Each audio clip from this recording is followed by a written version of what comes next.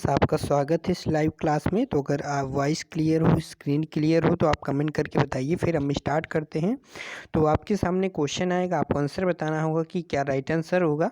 और आज की लाइव क्लास में टोटल 32 क्वेश्चन होंगे। यहाँ पर 10 क्वेश्चन लिखे, इस पर मत ध्यान दीजिएगा। 32 क्वेश्चन टोटल होंगे जिसे हम सॉल्व करेंगे। और ये लाइव टेस्ट जो है हमारा, यहाँ पर लाइव टेस्ट भी गड़बड़ लिखा हुआ है। या लाइव टेस्ट आपका 3 है, बोरिंग टेक्नीशियन के सिलेबस के अकॉर्डिंग यहाँ पे जो लाइव टेस्ट 3 है। ठीक है, चलिए स्टार्ट करते हैं फ्रेंड्स। तो हमारा फर्स्ट क्वेश्चन है, बताइए फ्रेंड्स। तो लाइव स्ट्रीमिंग को शेयर कर दीजिए गई, और कोई भी प्रॉब्लम हो तो आप कमेंट करके बता सकते हैं फ्रेंड्स। और लाइव स्ट्रीमिंग को जरूर शेयर कीजिएगा अपने दोस्तों के पास में, व्हाट्सएप ग्रुप में। तो शेयर कर दीजिए, इसके बाद फिर हम स्टार्ट करते हैं। तो चलिए फ्रेंड्स, बताइए। इस फर्स्ट क्वेश्चन आपको यहाँ पे स्क्रीन पे दिख रहा होगा। निम्न में से टेम्पर्ड स्टील में कौन सा स्ट्रक्चर होता है? ऑप्शन है आपके सामने, पियरलाइट, ऑस्टेनाइट, फेराइट और टोरोसाइट। तो बताइए फ्रेंड्स, क्या होगा राइट आंसर? तो इसका राइट आंसर हो जाएगा, टेम्पर्ड स्टील जो है आपका टोरोसाइट स्ट्रक्चर में पाया जाता है। ये सभी लोगों को पता होगा। और आपको पता होगा शुद्ध स्ट्रक्चर हमारा फेराइट, मतलब कि जो सबसे शुद्ध लोहा किस स्ट्रक्चर में होता है, तो वो हमारा फेराइट स्ट्रक्चर में होता है। ठीक है। और यहाँ पे सबसे कम कार्बनिक प्रसरण मात्रा भी फेराइट में ही पाई जाती है। और ऑस्टेनाइट आपको पता ही है कि स्टील को अपर क्रिटिकल टेम्परेचर में जब गर्म करते हैं तो उसमें परिवर्तन चालू हो जाता है।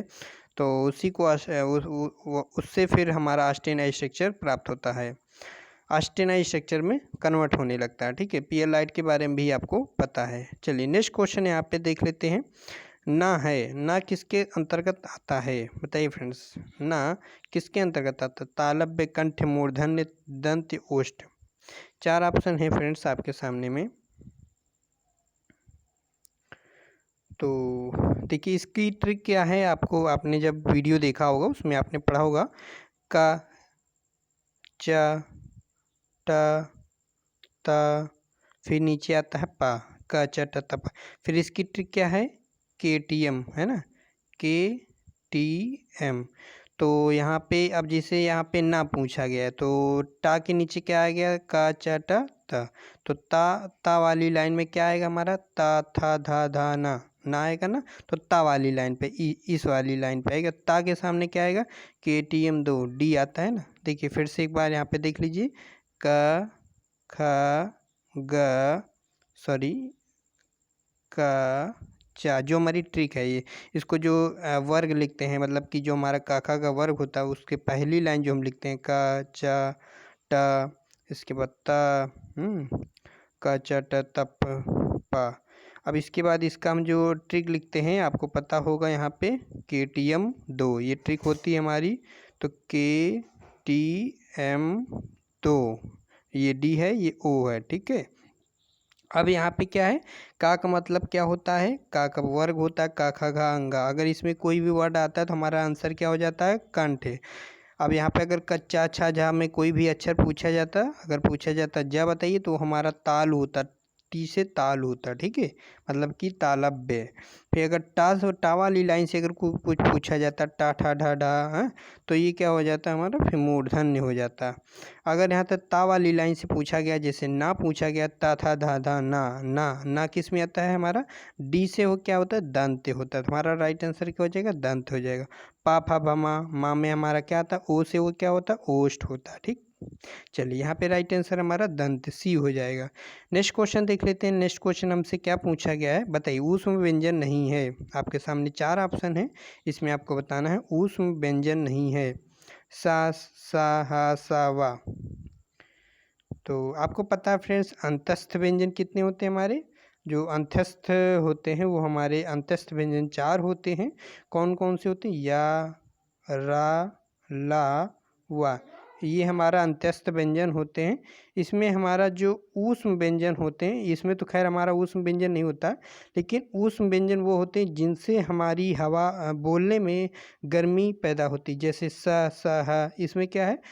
ये हम इसमें हमारी गर्मी, थोड़ा बहुत हवा में प्रेशर लगती, गरम गरम हवा लगती। जब आप बोलोगे, अपनी हथेली को आपको अपने मुंह के सामने रखोगे, फिर आप बोलोगे सा, सा, हा, तो एक आपको अलग गर्म हवा लगेगी। जबकि यार अलावा आप बोलेंगे तो उतना हवा, गर्म हवा आपके हाथ में नहीं लगेगी, लेकिन सा, सा, हा बोलने से लगेगी। अब देखते हैं यहाँ पे सा हाँ, ये तो सोलो है, लेकिन वाह हमारा तो यारा लवा में आता है, जबकि उस व्यंजन में वाह नहीं आता। तो राइट आंसर हमारा वाह है, ठीक है, डी ऑप्शन हमारा राइट आंसर है। नेक्स्ट क्वेश्चन है, बताइए इसका राइट आंसर क्या होगा हमारा। आपसे पूछा गया है तार का प्रतिरोध, यहाँ पे पूछा गया है तार का प्रतिरोध विपरीत रूप से भिन्न होता है। अनुप्रस्थ काट का क्षेत्रफल, प्रतिरोधकता, लंबाई, तापमान। तो यहाँ पे पूछा गया ताप का प्रतिरोध विपरीत भिन्न होता है।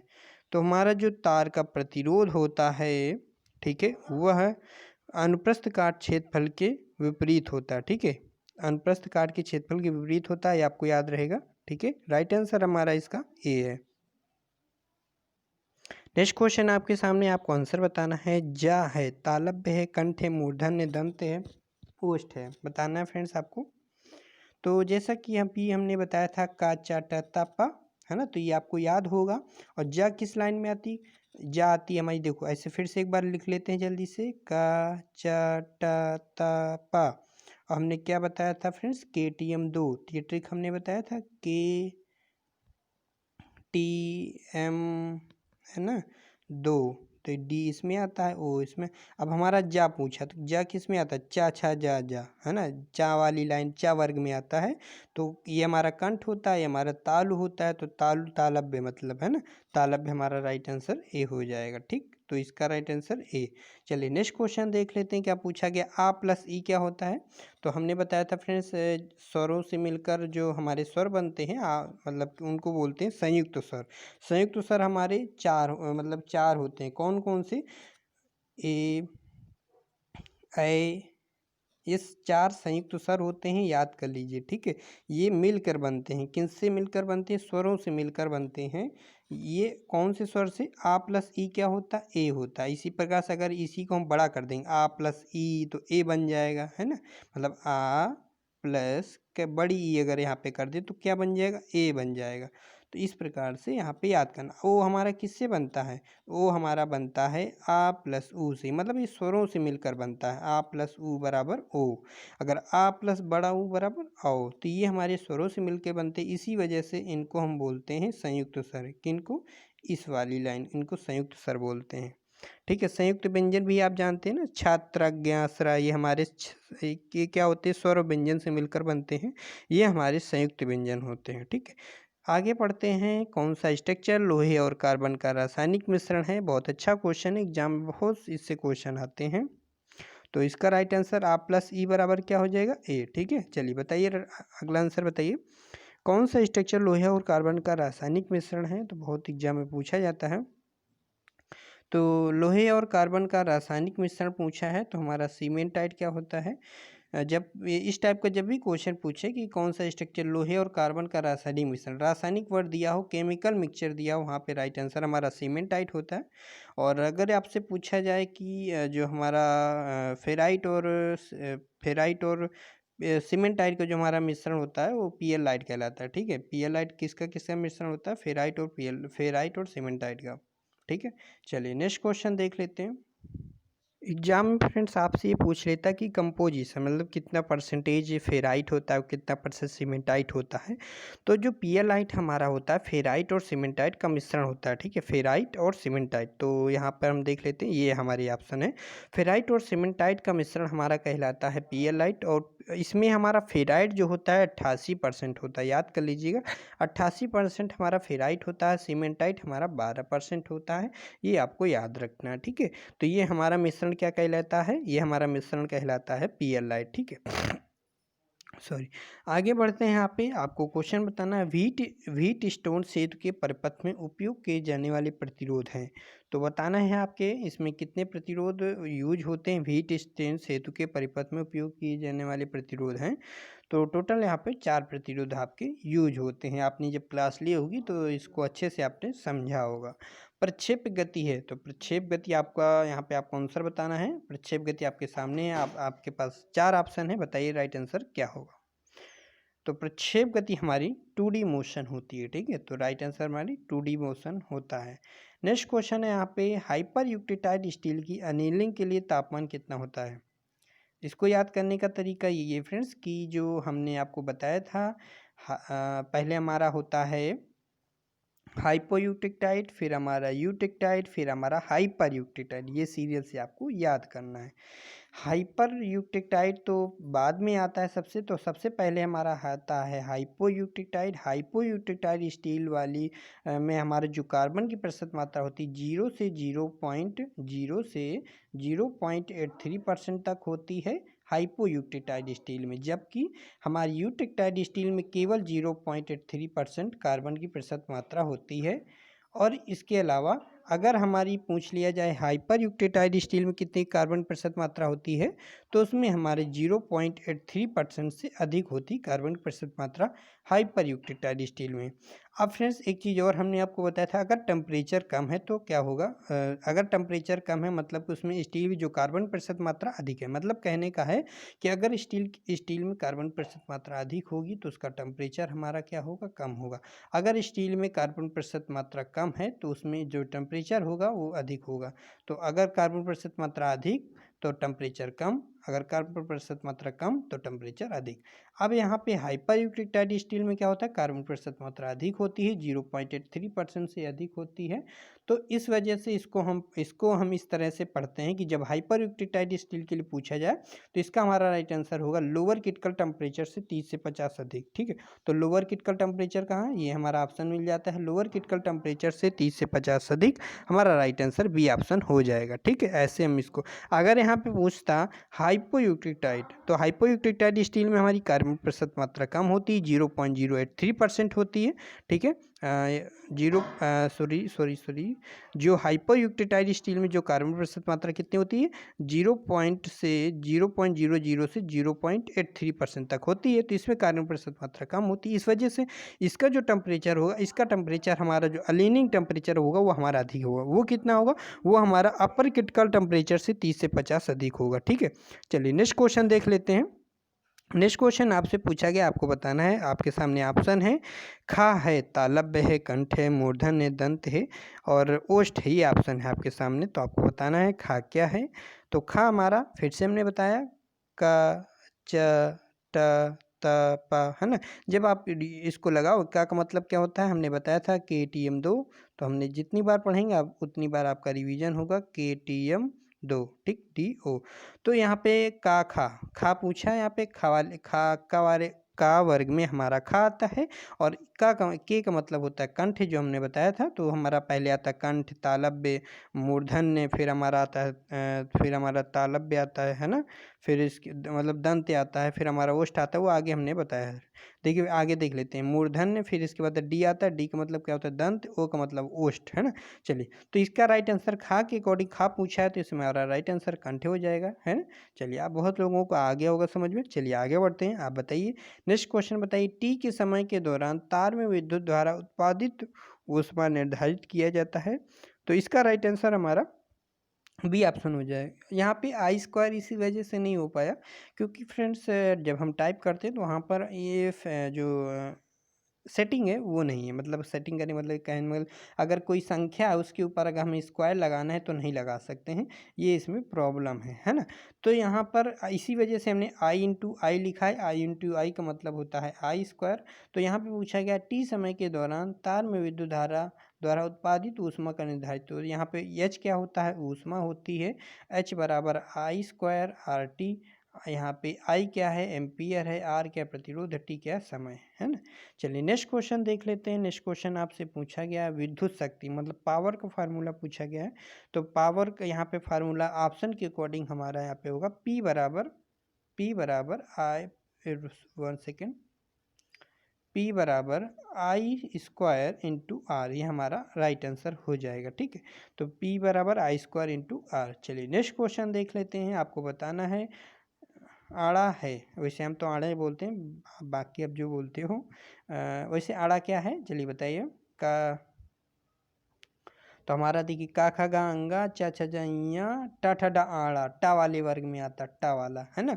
तो पहले के आता है, फिर टी यहाँ पे ऊपर लिख लेते हैं। यहाँ पर आता है पहले हमारा के, फिर टी, फिर KTM। मतलब तीसरी लाइन पे हमारा टा आता है और तीसरी लाइन पे हमारा यम आता है ना। जैसे फिर से सुन लीजिए, का च टा, टा तीसरे नंबर पे आया ना, क्योंकि टा आड़ा जो आता है उसी में आता है, टा वाले वर्ग में, टा ठा ढाड़ा। और यम किसमें, के टी एम, एम क्या, तीसरे नंबर, क्योंकि हम तीसरे नंबर पे देखेंगे ना। तो अब यहाँ पे एम का मतलब क्या होता है, मूर्धन्य। तो हमारा राइट आंसर क्या हो जाएगा, मूर्धन्य हो जाएगा, है ना। तो राइट आंसर हमारा सी। ठीक है, चलिए नेक्स्ट क्वेश्चन देख लेते हैं। नेक्स्ट क्वेश्चन आपसे पूछा गया अर्धस्वर की श्रेणी में आता है। तो आपसे पूछा गया, बताइए फ्रेंड्स, बहुत अच्छा क्वेश्चन है। यहाँ पे अर्धस्वर की श्रेणी में आता है। तो हमने बताया था अंतस्थ व्यंजन, आपको स्टार्टिंग में बताया था अंतस्थ व्यंजन कितने होते, 4 होते, या, र, ला, ये हमारे अंतस्थ व्यंजन होते हैं। इसमें जो अर्धस्वर होता है वो हमारा या और वह अर्धस्वर होते हैं। रा क्या होता है, हमारा लुंठित होता है, इसी को हम प्रकंपित बोलते हैं। और ला हमारा पार्श्विक होता है। अगर आपसे पूछे पार्श्विक व्यंजन कौन सा है, तो ला होता है। रा क्या होता है, हमारा लुंठित व्यंजन होता है। और या और वाह क्या होते हैं, हमारे अर्धस्वर होते हैं। तो या और वाह हमारे राइट आंसर डी ऑप्शन हो जाएगा। ठीक है, चलिए नेक्स्ट क्वेश्चन देख लेते हैं। नेक्स्ट क्वेश्चन आपसे पूछा गया है, यह स्ट्रक्चर बहुत मजबूत और डक्टाइल होता है। हमने एक क्वेश्चन जब पिछले लाइव क्लास में है सॉल्व करा रहे थे, तो उसमें हमने बताया था इस टाइप का एक क्वेश्चन आपका आएगा। तो अगर आपसे यहाँ पे पूछा जाता क्वेश्चन में कि वह कौन सा स्ट्रक्चर है जो बहुत ही नर्म और डक्टाइल होता है, मतलब मजबूत की जगह क्या पे दिया होता है, नर्म या सॉफ्ट दिया होता है, मतलब सॉफ्ट और डक्टाइल होता है। तो हम आंसर यहाँ पे लगाते फेराइट। जो फेराइट यहाँ पे ऑप्शन नहीं है, लेकिन फेराइट वहाँ पर लगाते। यहाँ पर पूछा क्या है, मजबूत, और वह कौन सा स्ट्रक्चर है जो मजबूत और डक्टाइल होता है। तो वो हमारा सार्बाइट स्ट्रक्चर होता है, जो मजबूत और डक्टाइल होता है। सार्बाइट स्ट्रक्चर की खास बात यह है कि इसको जो हमारा टेम्परिंग टेम्परेचर होता है उससे कम टेम्परेचर पर इसको गर्म करके ठंडा करते हैं, तो हमारा सार्बाइट स्ट्रक्चर प्राप्त होता है। उड्डयन काल का सूत्र यहाँ पे बताना था। तो उड्डयन काल का सूत्र होता है 2u sin थीटा अपान जी। ठीक है, 2u sin थीटा अपान जी। ठीक है, हमारा राइट आंसर हो जाएगा यहाँ पे बी ऑप्शन। ठीक है, चलिए नेक्स्ट क्वेश्चन देख लेते हैं। नेक्स्ट क्वेश्चन आपसे पूछा गया, अच्छा क्वेश्चन है, बताइए आंसर क्या होगा। नॉर्मलाइजिंग का मुख्य उद्देश्य क्या है, 4 ऑप्शन आपके सामने है, आपको बताना है राइट आंसर क्या होगा। नॉर्मलाइजिंग का मुख्य उद्देश्य क्या है। तो हीट ट्रीटमेंट की क्लास भी हम कराएंगे, जिसमें बेसिक से पूरा हाई लेवल तक हम बताएंगे कि नॉर्मलाइजिंग, एनेलिंग, ये सब क्या होते हैं, हाइपर यूक्टिडाइज स्टील। अभी केवल एमसीक्यू में आपको हम डिटेल में बता दे रहे हैं, लेकिन इसकी डिटेल वाली क्लास भी हम कराएंगे। ठीक है, जैसे हमने मेटल चैप्टर का कराया है। अगर आप उसको नहीं देख रहे हैं तो प्लेलिस्ट में जाइए, वहाँ से आप उसकी भी लाइव क्लास, मतलब जो भी क्लासेस हुई वहाँ पर आप देख सकते हैं ना। चलिए, बहुत फ़ायदा मिलेगा अगर आप वहाँ से देखते हैं। तो नॉर्मलाइजिंग का मुख्य उद्देश्य क्या है, तो आप इसका राइट आंसर जो हो जाएगा, ग्रेन साइज को रिफाइन करना हमारा क्या है, नॉर्मलाइजिंग का उद्देश्य है। स्टील को नर्म करना, मशीनिंग योग्य बनाना, ये हमारे सब किसके एग्जाम्पल है, एनेलिंग के टेम्परेचर है। एनेलिंग मतलब कि एनेलिंग जब हम करते हैं तो उसमें ये गुण आते हैं। ठीक है, बुधवार शाम 5 बजे से शुक्रवार सुबह 5 बजे तक कितने समकोण बनेंगे। तो इसका हमारा राइट आंसर आ रहा था 66 नंबर। ठीक है, 66 बार। तो अगर आपने सॉल्व किया हो, अगर आपका क्वेश्चन आ गया हो तो अच्छी बात है। अगर नहीं आया है आपको तो आप हमसे व्हाट्सएप में मैसेज कीजिए, आप हमसे पूछ सकते हैं इसका सॉल्यूशन कैसे सॉल्व करेंगे। ठीक है, क्योंकि इसको सर ने अच्छे से क्लियर किया था, जो हमने आपको वीडियो प्रोवाइड किया था, तो उसमें आपको आ गया होगा, समझ में नहीं आया तो आप पूछ सकते हैं। अगर कोई तार की त्रिज्या को आधा कर दिया जाए तो उसका प्रतिरोध कितना गुना हो जाएगा। तो अच्छा क्वेश्चन है, याद कर लीजिए, इस टाइप के क्वेश्चन एग्जाम में पूछ लिए आते हैं। अगर कोई तार की त्रिज्या मतलब जो रेडियस है को आधा कर दी जाए तो उसका प्रतिरोध कितना गुना हो जाएगा, तो 1/4 हो जाएगा। ठीक है, तो राइट आंसर हमारा सी ऑप्शन हो जाएगा। निम्न में से कौन सा स्ट्रक्चर नॉन मैग्नेटिक होता है, तो आपको यहाँ पे बताना है। तो यहाँ पे ऑस्टेनाइट स्ट्रक्चर जो होता है हमारा नॉन मैग्नेटिक होता है, क्योंकि फ्रेंड्स जब हम अपर क्रिटिकल टेम्परेचर में किसी भी स्टील को हम गर्म करते हैं तो फ्रेंड्स होता क्या है कि उस समय स्टील में बिल्कुल चुंबक का गुण नहीं होता है। तो उस समय स्टील में हमारा बिल्कुल मतलब वो स्ट्रक्चर वाली स्टील क्या कहलाती है, नॉन मैग्नेटिक कहलाती है। ठीक है, तो आपको ये समझ में आ गया होगा। तो ऑस्टेनाइट स्ट्रक्चर कब प्राप्त करते हैं, जब हम स्टील को अपर क्रिटिकल टेम्परेचर पे गर्म करते हैं। ठीक है, अगर हम उसी को ठंडा कर देते हैं तुरंत हमारा मार्टेनसाइट स्ट्रक्चर प्राप्त हो जाता है ना। चलिए किस स्ट्रक्चर में कंपन सहने की शक्ति अधिक होती है? अच्छा क्वेश्चन है, बताइए। आपके सामने 4 ऑप्शन हैं, तो राइट आंसर क्या होगा? तो पूछा जा रहा है क्वेश्चन में किस स्ट्रक्चर में कंपन सहने की शक्ति अधिक होती है? तो टोरोसाइट स्ट्रक्चर जो होता है, जिसको हम कैसे प्राप्त करते हैं? इसको हम ऐसे प्राप्त करते हैं, जब हमने स्टील को अपर क्रिटिकल टेम्परेचर पे गर्म किया तो उसमें हमारा ऑस्टेनाइज्ड स्ट्रक्चर प्राप्त हुआ। ऑस्टेनाइज्ड स्ट्रक्चर जब प्राप्त हुआ तो उसी स्टील को जो जो हमने गर्म किया था, उसी को जब हम तुरंत ठंडा कर देते हैं तो मार्टेनसाइट स्ट्रक्चर प्राप्त होता है। जब और उसी स्टील को जो हमने तुरंत ठंडा किया है, उसी स्टील को फिर से गर्म करके फिर से तुरंत ठंडा करेंगे, मतलब गर्म करने के बाद फिर ठंडा करेंगे, तो वो हमारा टोरोसाइट स्ट्रक्चर प्राप्त होता है। टोरोसाइट स्ट्रक्चर में ही हमारा टेम्परिंग क्रिया होती है, ठीक है। टोरोसाइट स्ट्रक्चर में ही टेम्परिंग क्रिया होती है और इसी में कंपन सहने की अधिक जो शक्ति होती है वो अधिक होती है टोरोसाइट स्ट्रक्चर में। अगला क्वेश्चन यहाँ से पूछा गया है, बा है, तालब्य है, कंठ है, मूर्धन्य, दंत है, ओष्ठ है। तो हम ऐसे पढ़ लेते हैं किसमें आता है। का खा गंगा, च छ जइया, ट ठ डाणा, है ना, त थ द धा और पा फा बा पा वाली लाइन पे आता है ना, तो पा। अच्छा, ऐसा ज़रूरी नहीं कि आपको के टी एम बार बार आपको लिखना है। कुछ आपको, जैसे मैम ने आपको समझाया था ना, पा, जब हम पा वाली लाइन बोलती पा फा बम्मा, तो ये सब क्या, ओठ हमारे आपस में मैच करते हैं, मतलब आपस में टच करते हैं। जब हम पा वर्ग वाली लाइन बोलते हैं तो आपस में लाइन टच करती है। तो पा का मतलब क्या है, यहाँ पे हमारा ओष्ठ व्यंजन हो जाएगा, ठीक है। तो पा फा बा पूछा है, ठीक है, तो यहाँ पे हमारा राइट आंसर ओष्ठ व्यंजन हो जाए। स्टील की हार्डनिंग करने के लिए स्टील को किस तापमान तक गर्म किया जाता है? आपके सामने 4 ऑप्शन है। तो स्टील की हार्डनिंग करना है तो इसका बताइए टेम्परेचर क्या होगा। तो स्टील की हार्डनिंग के लिए स्टील को हम अपर क्रिटिकल टेम्परेचर से 30 से 50 हम अधिक गर्म करते हैं, तो आपको ये पता होगा, ठीक है। तो अपर क्रिटिकल टेम्परेचर हमारा 800 डिग्री होता है और 800 से 830 850 हम हार्डनिंग करने के लिए स्टील को गर्म करते हैं, फिर उसको हम ठंडा करते हैं, आगे और प्रोसेस करके हम टेम्परिंग क्रिया प्राप्त करते हैं ना। तो यहाँ पर हमारा राइट आंसर हो जाएगा। याद कर लीजिएगा, वेरी इंपॉर्टेंट क्वेश्चन है कि स्टील की हार्डनिंग करने के लिए स्टील को किस तापमान तक गर्म किया जाता है? तो अपर क्रिटिकल टेम्परेचर से 30 से 50 अधिक इसको हम गर्म करते हैं। ओम का नियम प्रतिनिधित्व करने वाला एक वक्र है। आपके सामने 4 ऑप्शन है, रैखिक, कोसाइन फलन है, परवलय है, अति परवलय। तो ये ऑप्शन आपको बताना है। ओम का नियम प्रतिनिधित्व V बराबर आई आर हमारा ओम का नियम होता है, आपको पता है, V बराबर आई आर, ठीक है। आर हमारा प्रतिरोधता, आई हमारा धारा होती है, V हमारा विभवांतर। तो यहाँ पे आपको यहाँ पे बताना था, ओम के नियम का प्रतिनिधित्व करने वाला वक्र क्या हमारा रैखिक है, आपको पता होगा, इस प्रकार से सर ने आपको बताया था। नेक्स्ट क्वेश्चन यहाँ पे आपको देख लेते हैं। यहाँ पे क्या पूछा गया है, बिजली के बल्ब में हवा पूरी तरह हवा क्यों निकाल दी जाती है और इसका क्या कारण, मतलब जो भी हमारे इलेक्ट्रिक बल्ब होते हैं उसमें से जो भी एयर होती है वो पूरी तरह बाहर क्यों निकाल दी जाती है, इसका आपको कारण बताना। तो इसका राइट आंसर काफ़ी लोगों ने सही दिया था, तो इसका राइट आंसर हमारा है टंगस्टन के तंतु के उपचयन को रोकने के लिए। तो हमारा राइट आंसर है फर्स्ट ऑप्शन, ठीक है।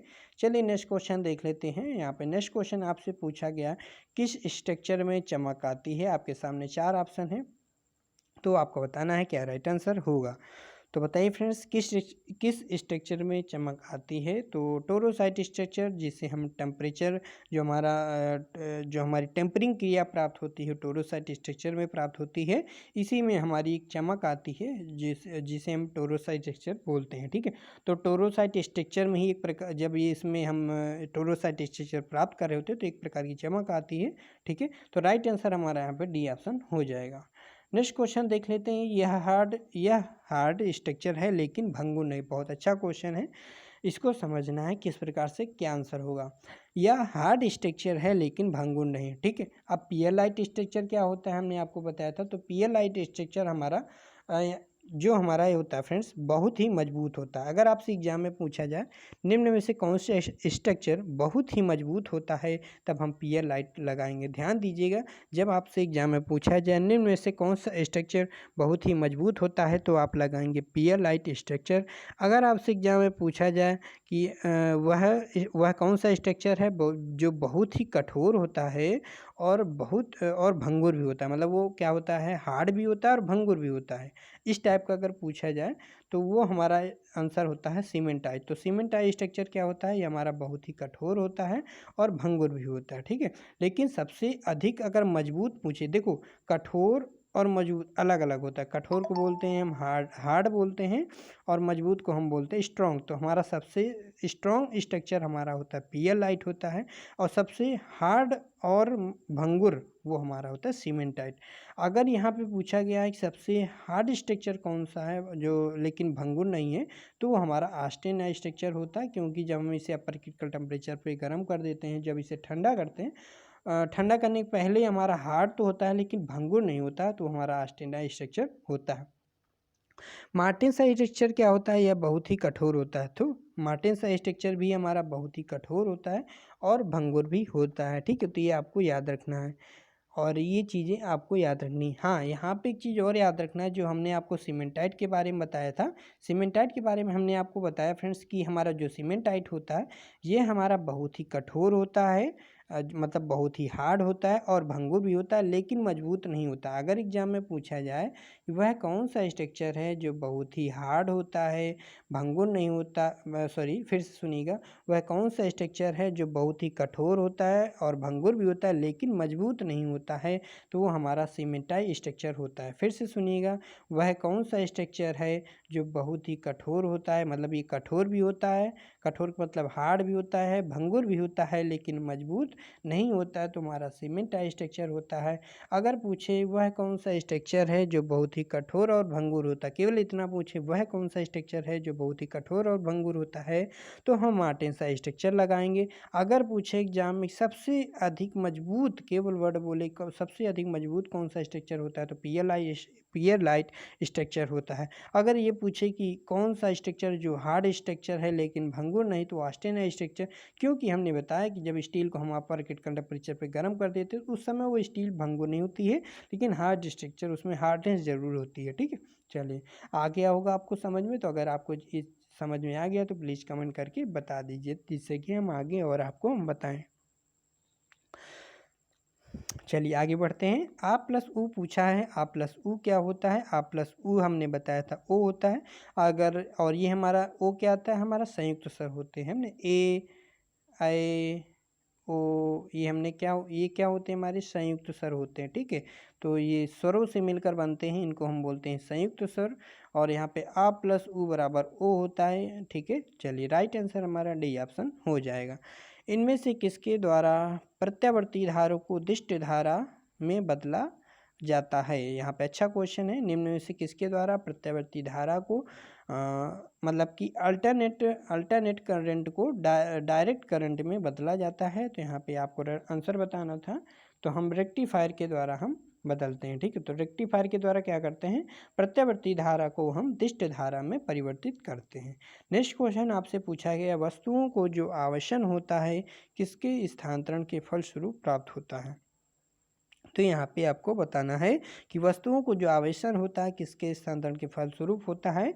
तो इसका राइट आंसर हमारा इलेक्ट्रॉन के द्वारा हमारा स्थानांतरण होता है। ठीक है, तो इलेक्ट्रॉन के द्वारा ही हमारा आवेश का स्थानांतरण होता है। ठीक है, तो यहाँ पे पूछा गया था वस्तुओं का जो आवेशन होता है वो किसके स्थानांतरण के फलस्वरूप होता है? तो इलेक्ट्रॉन के फलस्वरूप होता है। नेक्स्ट क्वेश्चन यहाँ पे पूछा गया था, पियरलाइट में फेराइट के साथ में कौन सा स्ट्रक्चर बनता है? तो हमने बताया था जो हमारा इसमें पूछा गया पियरलाइट में फेराइट के साथ कौन सा स्ट्रक्चर बनता है? तो पियरलाइट हमारा फेराइट और सीमेंटाइट के फेराइट और सीमेंटाइट का मिक्सर होता है। मतलब पियरलाइट जो स्ट्रक्चर बनता है फेराइट और सीमेंटाइट से मिलकर बना होता है। जैसे फेराइट हमारा 88% होता है, सबसे अधिक हमारा फेराइट होता है, सीमेंटाइट हमारा 12% होता है। ये आपको याद रखना है। तो पियरलाइट, इसमें राइट आंसर हमारा डी ऑप्शन हो जाएगा। लाइव टेस्ट में टोटल 33 क्वेश्चन थे, लेकिन जब इसको हम PDF पर कन्वर्ट कर रहे थे तो उस समय एक क्वेश्चन से डिलीट हो गया था। तो टोटल यहाँ पे 32 क्वेश्चन हमारे पास थे, तो हमने इसको सॉल्यूशन करा दिया है। जो भी बोरिंग टेक्नीशियन क्रैश कोर्स में ज्वाइन है तो उन्होंने इस क्वेश्चन को मतलब सारे क्वेश्चन को आपस में, हम आशा करते हैं कि आपने सुन लिया होगा, समझ लिया होगा। अगर आपको कोई भी डाउट है तो आप हमें व्हाट्सएप पे मैसेज कर सकते हैं, टेलीग्राम पे मैसेज कर सकते हैं, कहीं पर भी आप हमसे हेल्प ले सकते हैं कोई भी चीज़ में प्रॉब्लम हो। ठीक है, तो आज की इस वीडियो में बस इतनी सी जानकारी देनी थी। कल हमारी कौन सी क्लास होने वाली है? तो कल हमारी नाइट में क्लास होगी, क्योंकि मॉर्निंग में क्लास आप लोग लेते नहीं हो लाइव। हमने देखा था मॉर्निंग में बहुत ही कम लोग लाइव थे, और दूसरी चीज़ है जो इसके बाद शायद गर्मी बहुत हो रही है तो लोग दोपहर में ज़्यादा पढ़ते नहीं, नाइट ही में ज़्यादा लोग लाइव आते हैं और पढ़ते हैं। तो इस नाइट में ही कल हम शायद मेटल चैप्टर का आगे हम पढ़ाएंगे। जो भी एमसीक्यू लाइव टेस्ट वगैरह कराए हैं पहले, तो उसका हम सॉल्यूशन करा रहे हैं। एक चीज़ और बता दें, जो भी डेली लाइव टेस्ट में ज्वाइन है वो कुछ लोग उसमें मैसेज करें कि डेली लाइव टेस्ट क्यों नहीं हो रहा। तो हमने उनको फ्रेंड्स आप लोगों के पोल में, हमने आपके ग्रुप में पोल किया था जिसमें हमने पूछा था क्या लाइव टेस्ट की जगह पे हम वीडियो सॉल्यूशन डेली करा दें जो भी लाइव टेस्ट हो चुके। तो आप ही लोगों में से 90% लोगों ने कहा था कि ठीक है, सही है, आप करवा दीजिए। तो फिर भी आप लोग मैसेज करते, मतलब हमने इन्फॉर्मेशन दे दिया था कि 1 वीक लाइव टेस्ट नहीं होगा, उसकी जगह पे आप जो भी लाइव टेस्ट हो चुका उसका हम एमसीक्यू कराएंगे, मतलब सॉल्यूशन कराएंगे, साथ ही में डिटेल में कराएंगे, वही हम इस समय करा रहे हैं। ठीक है, तो आप सपोर्ट दीजिए, है ना। कोई भी अगर डाउट है तो आप पहले एक बार ग्रुप का मैसेज चेक कीजिए, फिर आप हमें मैसेज कीजिए, क्योंकि फिर हमें प्रॉब्लम होने लगती है। ठीक, आज की लाइव क्लास में बस इतनी सी जानकारी देनी थी। अगर आपको लाइव क्लास अच्छी लगी तो प्लीज़ कमेंट करके बताइए, फिर हम आगे कुछ आपको बातें बताते हैं। तो आज की लाइव क्लास अगर आपको अच्छी लगी तो प्लीज़ कमेंट करके बताइएगा, वीडियो जब अपलोड हो जाए, और वीडियो को लाइक कर दीजिएगा। हमारे चैनल में नए हैं तो प्लीज़ चैनल को सब्सक्राइब कर लीजिएगा और वीडियो को शेयर कर दीजिए, जिससे कि हम और अधिक से अधिक मोटिवेट हो सकें और आपको आज आपके लिए अच्छे से अच्छे वीडियो ला सकें। तो कल हम मेटल चैप्टर की लाइव क्लास लाएंगे नाइट में 10 PM में, तो आप ज़रूर लाइव आइएगा। तो आज के इस वीडियो में बस इतनी सी जानकारी देनी थी। तो okay, bye bye, good night friends.